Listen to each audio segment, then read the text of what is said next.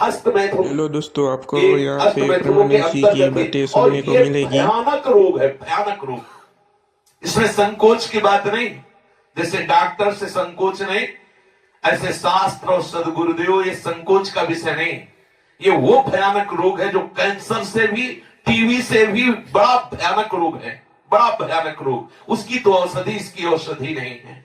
वो तो प्रारब्ध से आ रहा है। ये आप वर्तमान क्रिया हेलो दोस्तों, आपको यहाँ पे प्रेमानंद जी की बातें सुनने को मिलेगी।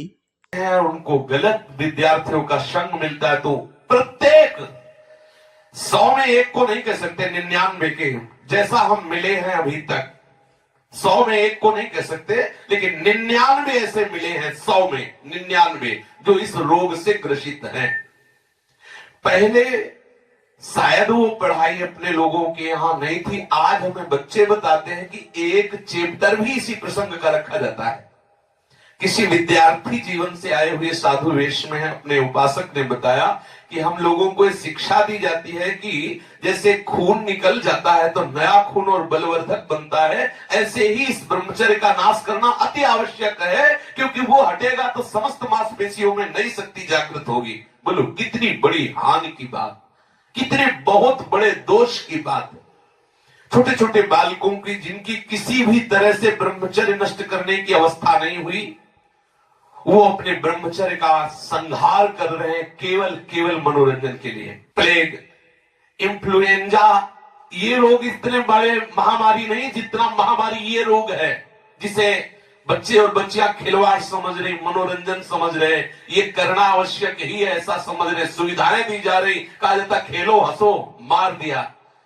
अभी किसी योग्य नहीं हो पाए और उनको सारी योग्यता नाश करने की शिक्षा दे दी गई और नष्ट हो गए। ना वो गृहस्थी लायक रह गए, न विरक्ति लायक रह गए।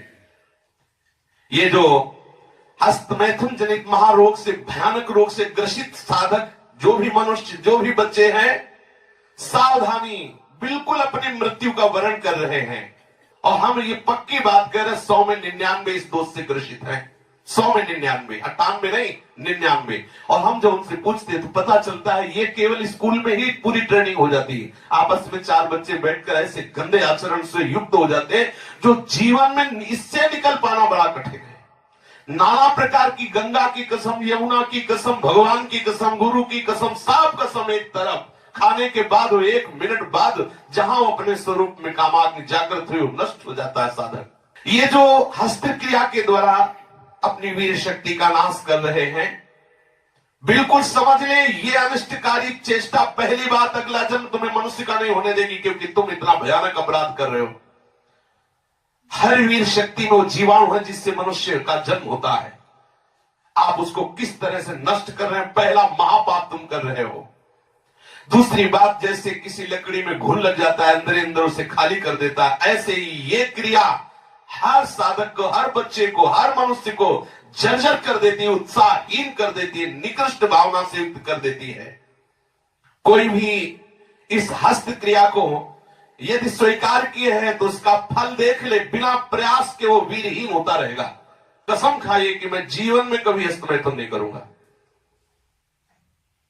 श्री जी को साक्षी करके इसका निर्वाह कीजिए, विश्वास कर लीजिए, आपके परमार्थिक या व्यवहारिक जो भी उन्नति, सबके नाश का प्रधान कारण है। आप ऐसे कारण को स्वयं कर रहे हैं। गृहस्थी धर्म में तो जब संयोग होगा तब होगा, आप इसमें प्रतिपल मर रहे हैं, प्रतिपल। और ये आपको इतना कमजोर, इतना परास्त कर देगा, आप भगवत मार्ग में चल नहीं सकते। आप इसे निश्चय करें, इसी क्षण निश्चय करें कि मैं कभी भी हस्त क्रिया के, तो कोई भी साधक हो, स्त्री या पुरुष, कोई भी साधक, किसी भी प्रक्रिया के द्वारा हम ऐसा, जब तक गृहस्थ धर्म से युक्त होकर हम भगवत पूजा की भावना से संतानोत्पत्ति वाली क्रिया, वो अलग चीज, अपनी किसी चेष्टा के द्वारा हम ऐसा नहीं करेंगे। जो ऐसा करते हैं उनकी समस्त इंद्रियां दुर्बल होती जाती हैं, एक एक नस से उनकी शक्ति का ह्रास होता जाता है और उनके मुंह में पीलापन, सिकुड़न बिना वृद्धावस्था के से दिखाई देने लगती है। नस में दौर्बल्य, बार बार स्वप्न दोष, नाना प्रकार के गंदे संकल्प, नाना प्रकार की जलन उनके हृदय में प्रकाशित हो जाती है और वीर शक्ति इतनी द्रवित हो जाती है कि उनको पता ही नहीं लगता कब स्खलित हो गई। इसलिए साधक सावधान, ऐसी गलती बिल्कुल न करें, बिल्कुल न करें, क्योंकि शरीर के भीतर एक मनोवाहा नाम की एक नाड़ी है। इस नाड़ी के साथ संपूर्ण नाड़ियों का संबंध है। जे भी आप कामासक्त होकर के इस क्रिया को करते हैं, संपूर्ण आपके शरीर की नस नाड़ियां कांप जाती हैं। शरीर से लेकर मतलब सिर से लेकर पैर तक संपूर्ण यंत्र, छोटी मोटी सब नाड़ियां कंपायमान हो जाती हैं। फिर उस रक्त से मंथन करके फिर जो निकलता है उसे वीर्य कहते हैं। कितना बड़ा नाश कर रहे हैं आप। इस धातु से दौर्बल्य, प्रमेह, स्वप्न में, मनो में यहां